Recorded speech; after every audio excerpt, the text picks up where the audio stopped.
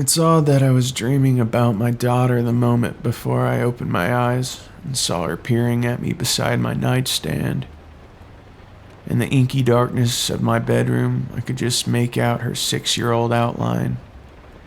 Her hands threaded together at her waist, fulfilling her dubious mien when disturbing someone of authority.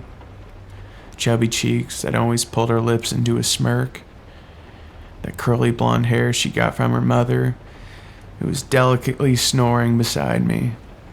I was groggy, no sunlight had penetrated the windows yet, so I knew it was in the middle of the night. "Lucy?"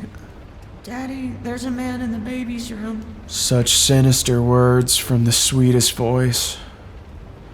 In a flash, I ripped the covers from my body, waking my wife in the process, then raced down the hallway, past the pictures hung on the wall, and into the bedroom on the end.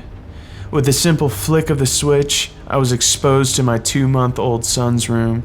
The mint-colored walls, the boxes of gifted diapers from the baby shower, a basket of plush animals, a tub of pacifiers and wipes, but behind the crib where my son Noah was sleeping was something appalling.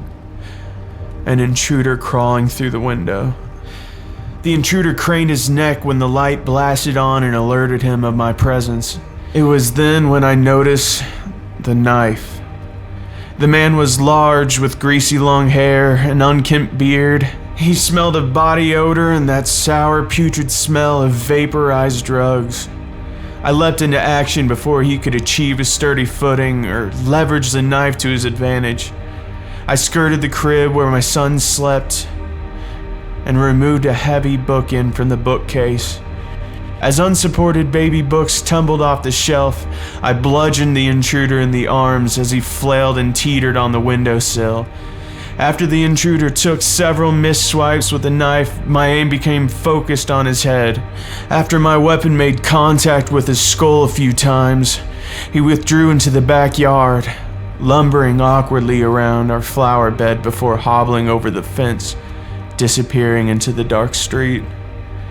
I picked up Noah, who thankfully was still sleeping and oblivious, held him firmly against my chest. "What's going on? Why is the window open?" I heard my wife ask behind me as she came into Noah's room. "Call 911 now. We just had an intruder." "What?" She laughed. "Now!" I demanded, loud enough to vocally project my fear, but unintentionally lifted Noah from his slumber. She phoned the police as I flipped on every light switch in the house, especially the exterior ones, and cruised through the room with Noah on my hip, doing my best to calm him. It took 2 laps through the living room, but eventually he was calm enough for my wife and I to talk after her phone call. "Will you tell me what happened?" she asked. "Yeah, sorry I yelled earlier. I was just emotional, you know." "It's okay, what happened?" "Somebody was trying to break into the house through Noah's room. I forgot to lock the window after we painted it. Remember we opened it up for ventilation? I'm so sorry, honey. Something coulda..." "Stop it," my wife demanded. "Noah's okay, you're okay, I'm okay. Everyone is fine." "You're right. Police are on their way, they'll find the guy. He won't be hard to pick out of a lineup. Some drug-addled thief looking for a score." "What made you wake up? Was Noah crying?"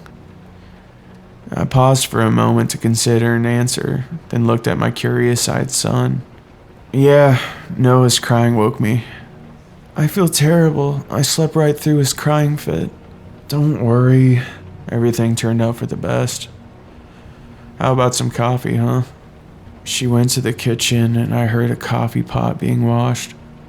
I took Noah to the hallway and propped his body up on my side so he was eye level with the photographs that lined the hallway. I showed my son a picture of a 6-year-old girl with blonde curls that flanked a grin between chubby cheeks. "That's Lucy, Noah. She's your big sister." Noah, with his tiny, stumpy fingers, reached out and planted a palm on the frame. "I always knew you'd be a great sister. She died before you were born, Noah, and your mother and I miss her every day." But it's good to know she's still looking out for her little brother.